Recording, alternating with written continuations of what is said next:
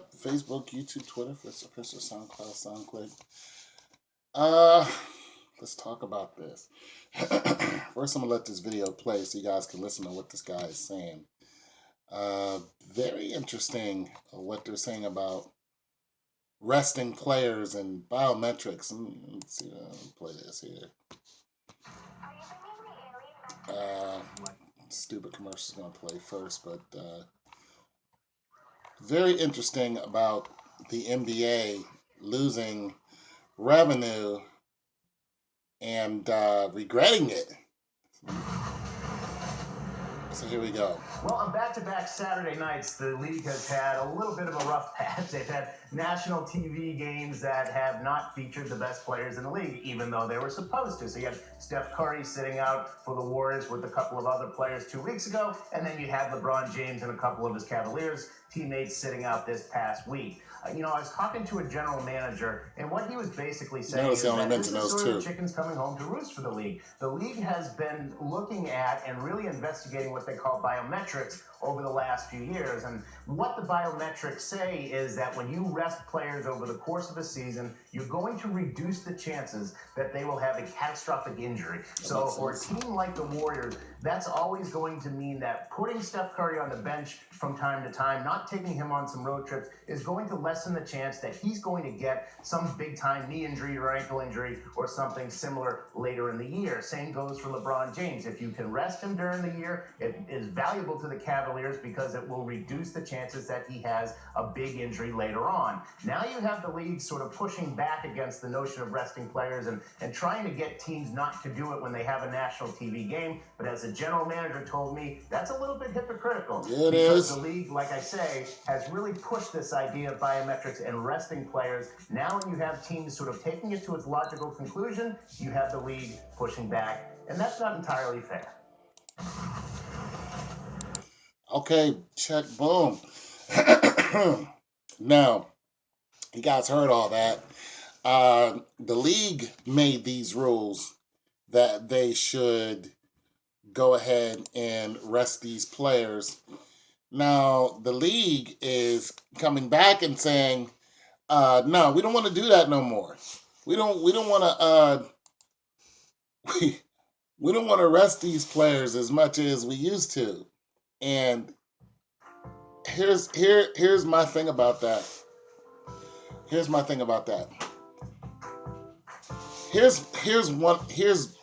the big reason why they don't want to do this anymore. I'm just going to read some stuff to you guys.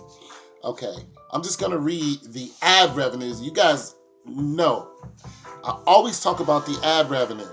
I always talk about what the NBA makes in ads. Now, when you sit these players down, and when you sit these players down, but you have a national game, lights, cameras, action, all the big news is there and everything, and these players aren't playing at all. They may be there, but they don't play. And in some cases, they're not even there. He said sometimes they don't have Steph Curry even traveling. So when you're promoting these games and you're saying Golden State is going to be, at so-and-so city playing, whoever, and your number one draw isn't there, well, then you're going to get backlash from the people. You're also going to get backlash from the advertising companies because they want more people to watch the game so they can promote whatever product they have. I think it's too loud. So they can promote whatever product they have, correct? It just makes sense. These people pay millions of dollars just for a tiny ad spot because they know that so many millions of people are going to see that, then go out and buy the toothpaste or the car or whatever the case may be. So I'm going to read out some advertising revenues for you guys because this is really what controls the NBA. The advertising revenue guaranteed for CBS and Turner was about $200 million more than the 2016 NBA playoffs for ESPN and ABC, and Turner with their figures hitting this is staggering, 1.03 $5.31 billion. The 2015 NBA playoffs generated $944 million. The MLB playoffs generated $569 million in revenue in 2016, while the NFL playoffs hit $1.318 billion. So you see the huge difference between football, baseball, and basketball. So when it comes to the ad revenue, you have your football here, which everybody knows the NFL is, the number one. Then you're going to have your NBA playoffs, which is coming right up under it. And so you have football at 1.318 billion, and then you have basketball coming in at 1.031 billion.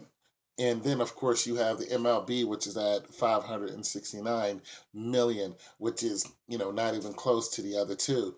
But what I'm saying is, you see the marketing schemes, and now the NBA has to change some of the rules. Now, there's going to be some backlash in this. There's going to be backlash for one, players. You're looking at how many games do they play? 75? I don't know. Somebody can help me out on that. Supreme, help me out on that. How many games do they play? But when you're looking at all the games that they play, and you're looking, especially, let's just take the stars. Let's just take the stars. And I don't just mean LeBron, Curry. I mean you can take the stars off of any team. And that's what they're doing. They're separating the star players from the okay players. But if you just took the stars, that group of people from every team, and you decide, you know what, we're going to start playing you harder. It's just like anything else, the wear and tear on anything else. You start playing those people, and when I say harder, I mean more. Because more is harder in the NBA or in any sports. The more you do it, the harder you're working. That's just it. So they're going to change their rules. This is what they're doing. And they're doing it all for the money. Has nothing to do with the player. That's why I tell you guys it's fixed. There's no love in it. There's nothing personal about these sports. No love whatsoever. They're going to eventually change these rules because big ad companies are the one who's running the show. And when they say, LeBron, we want you on the floor more, because we want those people looking at you so they can look at our ads so we can make our millions of dollars. Guess what's going to happen? They're going to start putting him on the floor more. There's going to be a backlash from the players. Of course, I think there's a union or whatever. There'll be a backlash from the players. But nonetheless, it's like if you want to play this game, get these millions of dollars, this is what you're going to do. Now, when you're talking about the people who are, you have your stars, and then you have people in another stratosphere, which is LeBron and Curry, and you notice they only mention those two. They mentioned Iguodala, they didn't mention Love, they didn't mention Kyrie Irving, you know what I'm saying? Dirk Nowitzki, they didn't mention those guys. They mentioned the two number one players, the big ad revenue gainers right there, if I can even say that in the sentence. The two big people that everybody wants to see go head to head, the two giants, they mentioned those two right there. They showed other pictures, but they mentioned those two right there because right now the NBA is all about them. They don't care about Paul George and the Pacers getting traded. They don't care about Westbrook and him beating up on the 76ers, who's the sorriest team in the league. They don't care about that. They care about those two people. Everybody else is just ticket fodder. That's what they are. You're there, people pay, you get a couple tickets off of you, no big deal. But these two are the two that's actually running, that they're in the forefront. They're the poster child of the basketball league, of the NBA. They might have an exception for those two, but it's gonna be a fine line. I'm telling you that they're gonna work those two harder, which means you're gonna burn your stars out a lot faster. Now you burn them out, what they're probably gonna do is say, okay, instead of burning you out, what we'll do is we will have you on the floor, but so much each game. Now they'll do that, and it'll satisfy everyone. So these games where Curry doesn't even travel, they'll cut that out. They'll write that in a contract and be like, you have to travel.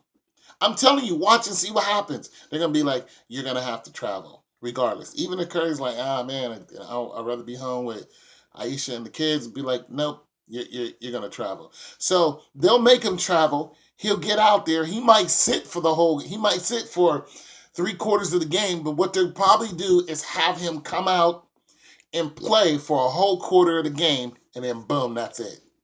He'll come out, not unless they need him, in an important game. But for these games that really, they don't really so much matter. Like if Golden State played the 76ers, they know they're gonna win.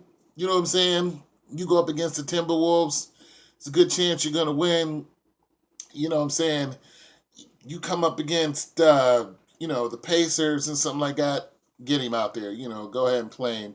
You come up against Westbrook, okay, that's nothing but money right there. Get him out there because it's Durant and Westbrook again. We got to see that. You know what I'm saying? That's all about the money. But you'll see the way they manipulate is what I'm saying. And they'll manipulate according to the money. It has nothing to do with playing the game anymore. It's all about the way the money is going to go. And when they really don't need him, they'll put him out there for maybe 2 minutes. People a cheer. They'll call his name.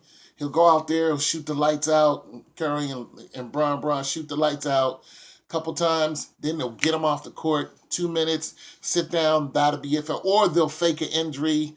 He'll limp off the court. Then that'll create more news. And then it's it's all a trick, people. It's your boy Tillin202. When I tell you guys it's all fake, just watch the game just to have fun. You're looking for athleticism, watch it for the athleticism. But don't take it too seriously because they don't really take you seriously. Yo, the NBA is fixed. It's your boy Tillin202.